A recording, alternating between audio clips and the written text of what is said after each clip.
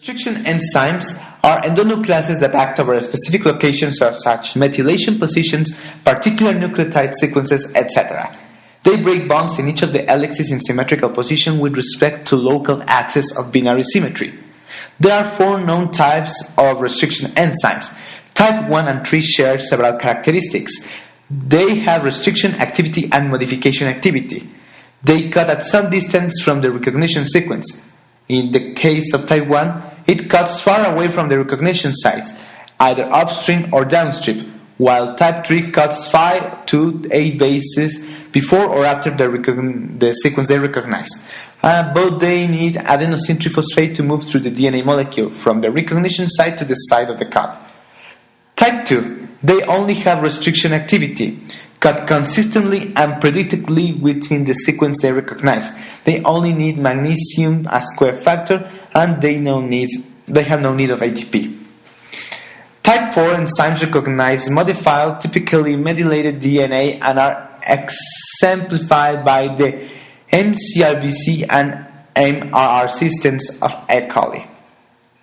To create a map of restriction, there are several tools to achieve this.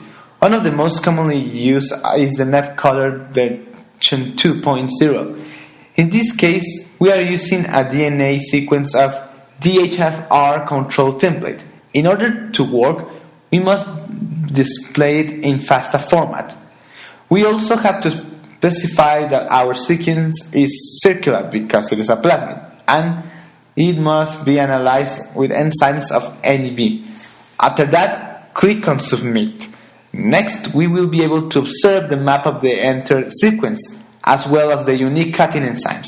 In this example, we see that we have a lot of enzymes. If we want to make an analysis of restriction, then we need to click on Custom Digest, select the enzymes desired, and click on Digest. After that, we will be able to observe a new map that indicates the cutting site of the selected enzymes and their position in the plasmid. There are 6 details to consider when you want to use restriction enzymes. These are the quality and quantity of the DNA, quantity of the enzyme, type of buffer, temperature of restriction, and time of restriction. According to the enzymatic restriction made with NavCutter and the available restriction enzymes, SCA1 and NCO1 were chosen to perform the digestion. NCO1 cleaves the sequence CCATGG between the cytosines. It must be kept in storage at -20 degrees Celsius, and it can be inactivated by heat at 80 degrees Celsius for 20 minutes. In any of the buffers presented in NavCutter, it has a 100% efficiency. SCA1 cleaves the sequence AGTACT between the thymine and the adenine. It also must be kept in storage at -20 degrees Celsius, and it can be inactivated by heat at 80 degrees Celsius for 20 minutes. It has only been reported to have a 100% efficiency in NEF buffer 3.1. The reaction conditions for using both enzymes were 1 times NEF buffer 3.1 at 30 degrees Celsius. 1 time any buffer 3.1 contains 100 millimolar sodium chloride, 50 millimolar tris hydrochloric acid, 10 millimolar magnesium chloride, and 100 micrograms per milliliter of bovine serum albumin. The expected bands of the plasmid without insert are 4,378 base pairs for SCA1 and NCO separately. Using both are 558, 3,373, and 4,378. The plasmid with the insert in the correct direction bands of NCO1 are expected of 4,378, with SCA1 bands of 1,818, 2,560, and 4,378 base pairs, using both bands of 558, 1,818, 2,002, and 4,378. The plasmid containing the insert with the wrong direction bands of NCO1 are expected to be of 4,378, with the SCA1 bands of 1,617, 2761 and 4378 base pairs, using both enzymes bands of 558, 1617, 2203, and 4778. The electrophoresis gels, lane 1 has the 1 kilo base pair from oxygen marker. Lane 2 has the uncut plasmid. Lane 3 is the plasmid cut with SCA1. Lane 4 is the restriction with NCO1. And lane 5 is the plasmid cut with both enzymes. The plasmid was obtained by alkaline lysis from a white colony selected from blue-white screening.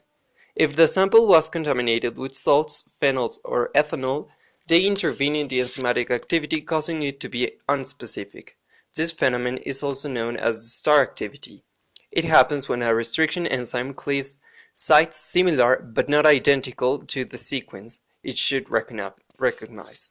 It can be avoided by having a maximum of 5% of glycerol, eliminating organic solvents, not exceeding the reaction time, using magnesium and not other divalent cations, and maintaining a good enzyme-DNA ratio.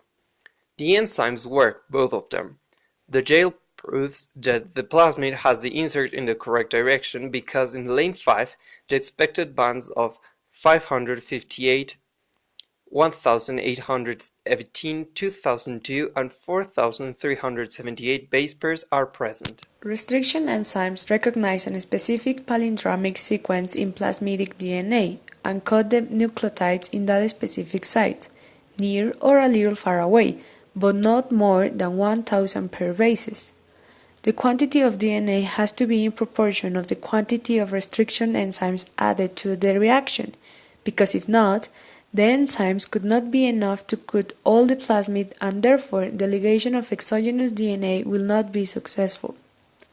The conditions in which the enzyme works has to be consulted in the producer's manual, as in it the type of buffer, temperature, mode of inactivation and inactivation, restriction time, and quantity of enzyme are specified. The last point is very important because if there is a huge amount of enzyme, 10 times or more than DNA, then they could cut in random sites in the DNA instead of the specific sequences. Besides, the percentage of glycerol increases, being more than 5% and triggering to a potential star activity. In order to do a double digestion, the temperatures of inactivation and inactivation of each enzyme, as well as their buffers and order of reaction, are critical to do the sequential digestion.